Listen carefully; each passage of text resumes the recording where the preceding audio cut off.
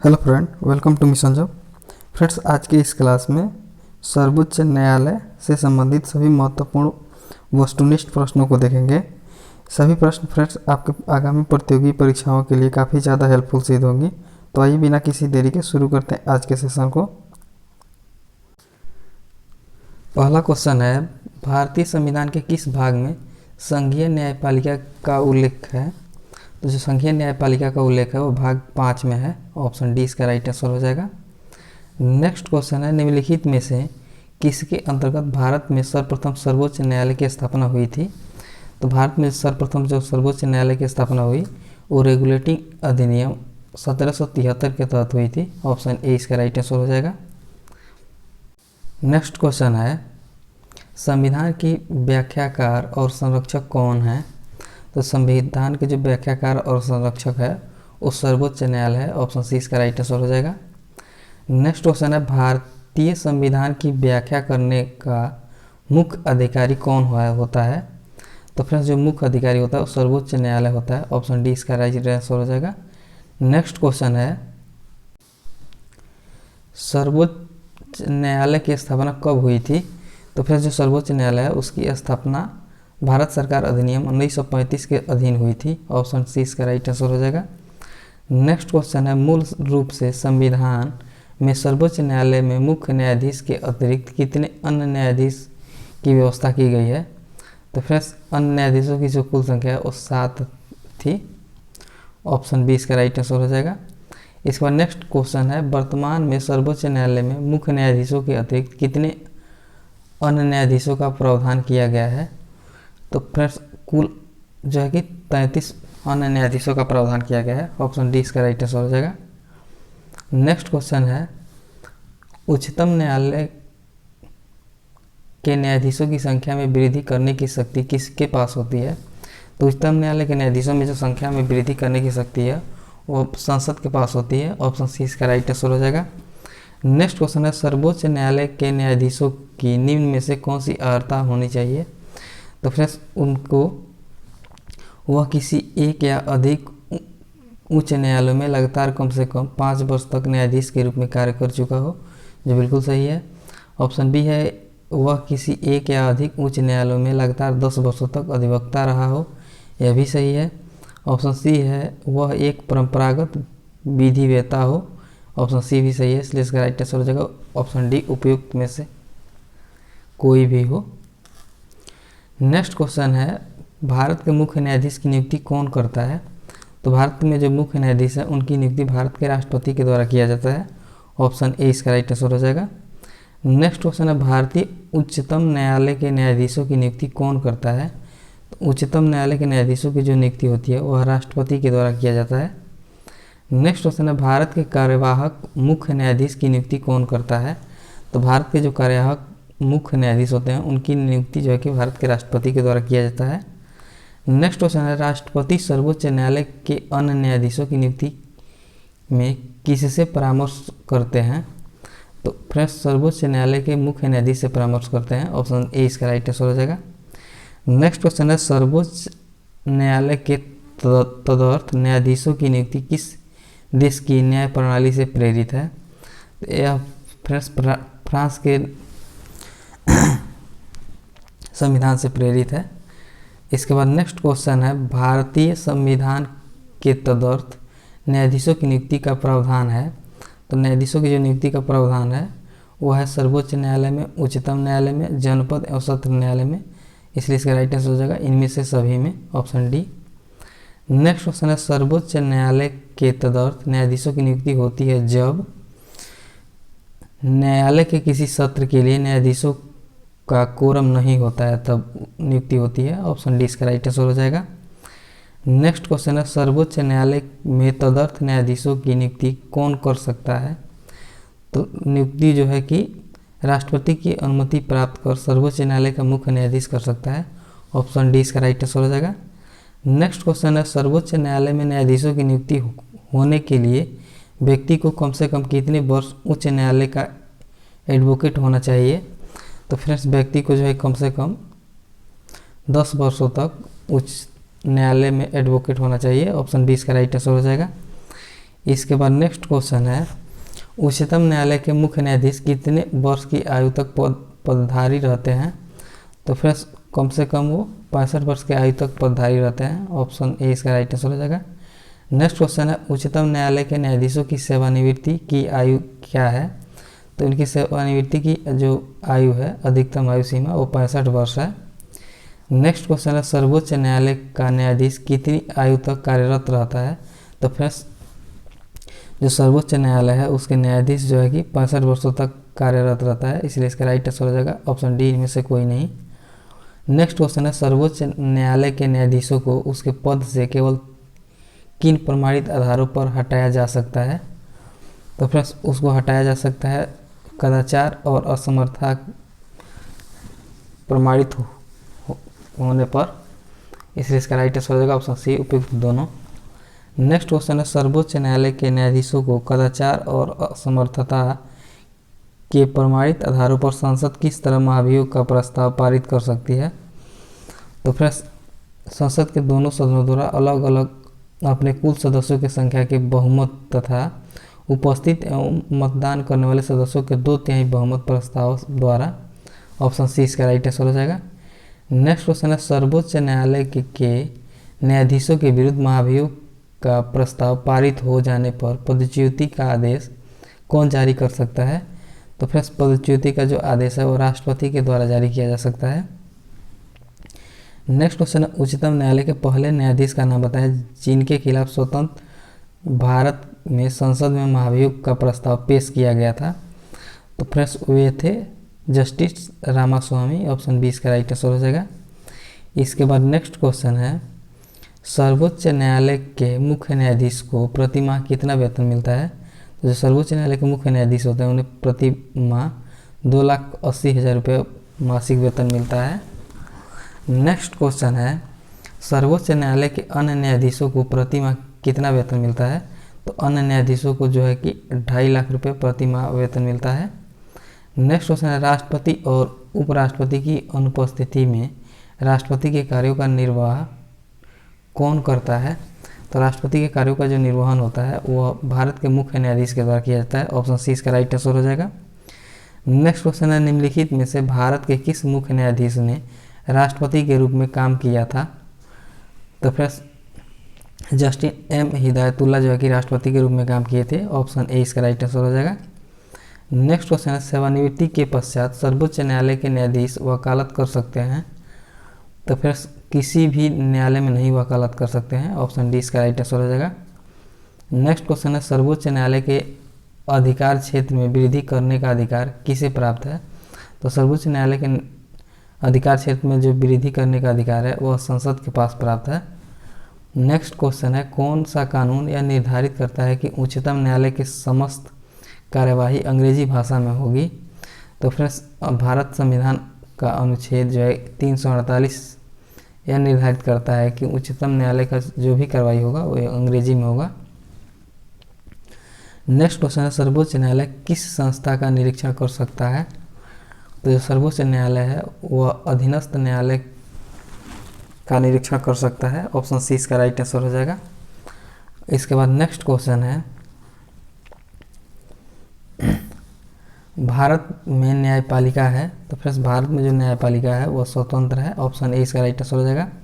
Next question है, भारत में न्यायपालिका का स्वरूप कैसा है? तो भारत में जो न्यायपालिका है उसका जो स्वरूप है वो एकीकृत है, ऑप्शन बी इसका राइट आंसर हो जाएगा। नेक्स्ट क्वेश्चन है, राष्ट्रपति और उपराष्ट्रपति के निर्वाचन में विवादों के मामले को किसको प्रस्तुत किया जाता है? विवादों के मामले जो होते हैं उनको किसको प्रस्तुत किया जाता है? तो फ्रेंड्स यह प्रस्तुत किया जाता है भारत के उच्चतम न्यायालय यानी सुप्रीम कोर्ट को। नेक्स्ट क्वेश्चन है, राष्ट्रपति और उपराष्ट्रपति से संबंधित चुनाव विवाद को सुलझाने का अधिकार उच्चतम न्यायालय को है, यह उसका मौलिक अधिकार है, ऑप्शन ए इसका राइट आंसर हो जाएगा। नेक्स्ट क्वेश्चन है, राष्ट्रपति कानूनी मामलों में किससे परामर्श ले सकते हैं? तो फ्रेंड्स राष्ट्रपति जो कानूनी मामले होते हैं उसमें सर्वोच्च न्यायालय से परामर्श ले सकते हैं, ऑप्शन डी इसका राइट आंसर हो जाएगा। नेक्स्ट क्वेश्चन है, उच्चतम न्यायालय को परामर्शदात्री बनाया गया है, तो उच्चतम न्यायालय को परामर्शदात्री बनाया गया है अनुच्छेद 143 में, ऑप्शन सी इसका राइट आंसर हो जाएगा। नेक्स्ट क्वेश्चन है न्यायिक पुनर्विलोकन का अधिकार किसे किसे है। तो न्यायिक जो पुनर्विलोकन है उसका अधिकार उच्चतम न्यायालय के पास है। नेक्स्ट क्वेश्चन है भारत में न्यायिक पुनर्निरीक्षण की शक्ति का प्रयोग किया जाता है। तो न्यायिक पुनर्निरीक्षण की शक्ति का जो प्रयोग है यह केवल सर्वोच्च न्यायालय के द्वारा किया जाता है। नेक्स्ट क्वेश्चन है उच्चतम न्यायालय के न्यायाधीश पुनर्निरीक्षण का कार्य का क्या अर्थ है। तो फ्रेंड्स इसका मुख्य अर्थ है कानूनों की संवैधानिक वैधता का पुनर्निरीक्षण करना। ऑप्शन सी इसका राइट आंसर हो जाएगा। नेक्स्ट क्वेश्चन है न्यायिक पुनर्विलोकन का अर्थ है कि सर्वोच्च न्यायालय किसी भी राज्य के कानून को अवैध घोषित कर सकता है। ऑप्शन डी इसका राइट आंसर हो जाएगा। बीपीएससी में पूछा गया क्वेश्चन है। इसके बाद नेक्स्ट क्वेश्चन है न्यायिक पुनर्विलोकन में न्यायालय को निम्नलिखित अधिकार प्राप्त हैं। तो फिर न्यायालय को जो अधिकार प्राप्त है वह यह है कि यदि कोई कानून या आदेश संविधान के विपरीत हो तो उसे असंवैधानिक घोषित करना। ऑप्शन ए इसका राइट आंसर हो जाएगा। नेक्स्ट क्वेश्चन है न्यायिक पुनर्विलोकन की व्यवस्था है। तो न्यायिक पुनर्विलोकन की व्यवस्था जो है लिया गया है व्यवस्था है यह भारत और यूएसए दोनों देशों में है। ऑप्शन सी इसका राइट आंसर हो जाएगा। नेक्स्ट क्वेश्चन है केंद्र और राज्यों के विवादों का समाधान करना सर्वोच्च न्यायालय के जिस क्षेत्राधिकार के अंतर्गत आता है वह कौन सा है। तो फिर वह क्षेत्राधिकार जो है प्रारंभिक है। ऑप्शन डी इसका राइट आंसर हो जाएगा। इसके बाद नेक्स्ट क्वेश्चन है निम्नलिखित में से किस मामले को उच्च न्यायालय में प्रत्यक्ष रूप से दाखिल नहीं किया जा सकता है। तो फिर इस प्रत्यक्ष रूप से दाखिल नहीं किया जा सकता है और दो या अधिक राज्यों के बीच के विवाद को। ऑप्शन ए इसका राइट आंसर हो जाएगा। इसके बाद नेक्स्ट क्वेश्चन है जनहित याचिका दायर की जा सकती है। तो फिर जो जनहित याचिका है वह उच्चतम न्यायालय और सर्वोच्च न्यायालय दोनों में दायर की जा सकती है, इसलिए इसका राइट आंसर हो जाएगा ऑप्शन सी उपयुक्त दोनों में। नेक्स्ट क्वेश्चन है सर्वोच्च न्यायालय किसे हटाने के लिए राष्ट्रपति से सिफारिश कर सकता है। तो सर्वोच्च न्यायालय जो है संघ लोक सेवा आयोग के अध्यक्ष व सदस्यों को हटाने के लिए राष्ट्रपति से सिफारिश कर सकता है। नेक्स्ट क्वेश्चन है दो या अधिक राज्यों के बीच किसी विवाद के मामले में निर्णय लेने की सर्वोच्च न्यायालय की शक्ति क्या कहलाती है। तो निर्णय लेने की जो सर्वोच्च न्यायालय की शक्ति है वह आरंभिक अधिकारिता कहलाती है। ऑप्शन ए इसका राइट आंसर हो जाएगा। नेक्स्ट क्वेश्चन है उच्चतम न्यायालय द्वारा परमादेश किसे जारी किया जाता है। तो उच्चतम न्यायालय के द्वारा जो परमादेश जारी किया जाता है यह किसी अधिकारी को सरकारी आदेश निभाने के लिए जारी किया जाता है। ऑप्शन ए इसका राइट आंसर हो जाएगा। नेक्स्ट क्वेश्चन है निम्नलिखित में से उच्च न्यायालय या उच्चतम न्यायालय का वह रीट या आदेश कौन सा है जो किसी प्राधिकार को रद्द करने के लिए लिया जाता है। तो फिर वह अधिकार जो है अधिकार परीक्षा रीट है। ऑप्शन सी इसका राइट आंसर हो जाएगा। नेक्स्ट क्वेश्चन है लाभ का पद परिभाषित हुआ है। तो जो लाभ का पद है वह परिभाषित होता है सर्वोच्च न्यायालय के द्वारा। ऑप्शन बी इसका राइट आंसर हो जाएगा। नेक्स्ट क्वेश्चन है निम्नलिखित में से किस मुकदमे में भारतीय सर्वोच्च न्यायालय ने सर्वप्रथम संविधान के मौलिक लक्षण का सिद्धांत प्रतिपादित किया। तो गोलकनाथ बनाम पंजाब राज्य मुकदमे में जो है कि भारत के सर्वोच्च न्यायालय ने सर्वप्रथम संविधान में मौलिक लक्षण का सिद्धांत प्रतिपादित किया था। ऑप्शन ए इसका राइट आंसर हो जाएगा। नेक्स्ट क्वेश्चन है भारतीय संविधान का कौन सा अनुच्छेद संवैधानिक विवाद में सर्वोच्च न्यायालय के अपीलीय क्षेत्राधिकार से संबंधित है। तो फ्रेंड्स आर्टिकल 134A को मिलाकर अनुच्छेद आर्टिकल 133 को पढ़ना। ऑप्शन डी इसका राइट आंसर हो जाएगा।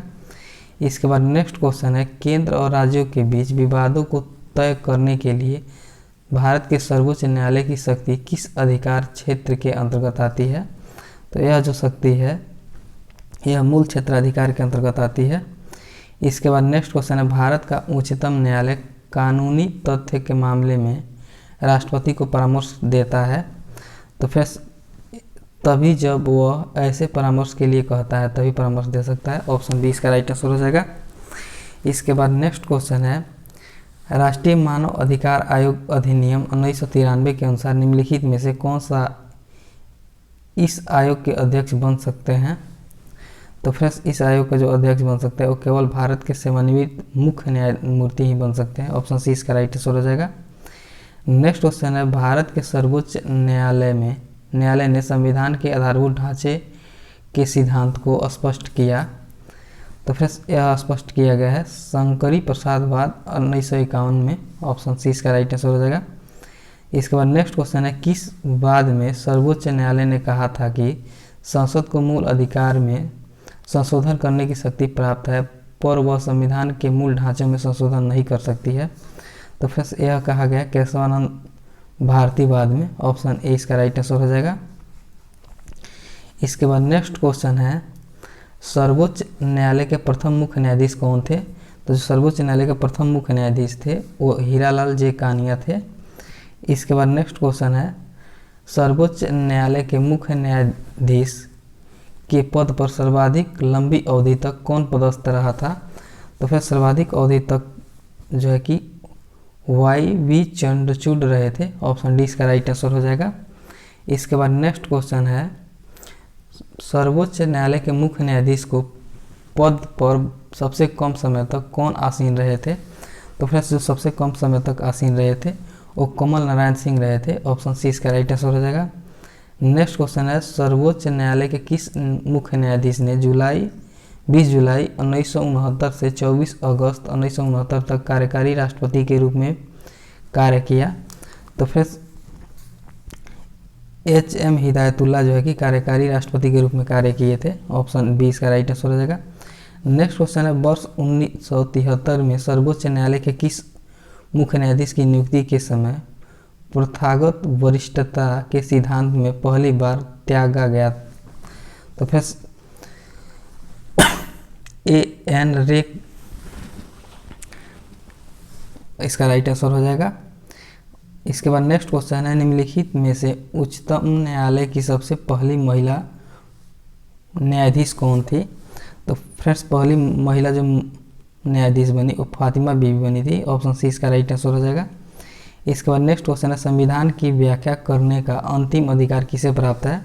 तो संविधान की व्याख्या करने का जो अंतिम अधिकार प्राप्त है फ्रेंड्स यह सर्वोच्च न्यायालय को प्राप्त है। ऑप्शन डी इसका राइट आंसर हो जाएगा।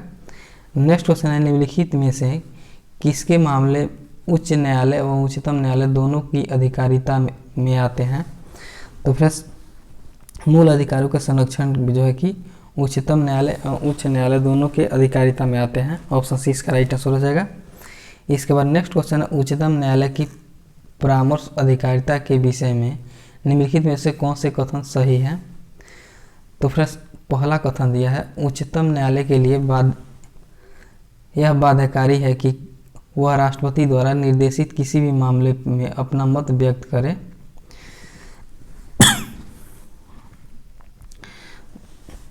जो गलत है फ्रेंड्स। दूसरा कथन दिया हुआ है, परामर्शी अधिकारिता शक्ति के अधीन प्राप्त किसी निर्देश पर उच्चतम न्यायालय की पूर्ण पीठ सुनवाई करती है। सही है। इसके बाद दिया हुआ है अब कथन 3 है, परामर्शी अधिकारिता के अधीन प्राप्त निर्देशों पर व्यक्त किया हुआ उच्चतम न्यायालय का मत सरकार पर बाध्यकारी नहीं होगा। यह भी सही है। इसके बाद चौथा कथन दिया है, उच्चतम न्यायालय को उसकी परामर्शी अधिकारिता की शक्ति के अधीन एक बार में केवल एक ही निर्देश भेजा जा सकता है। जो गलत है, इसलिए इसका राइट आंसर हो जाएगा फ्रेंड्स ऑप्शन सी। 2 और 3 सही है। इसके बाद नेक्स्ट क्वेश्चन है,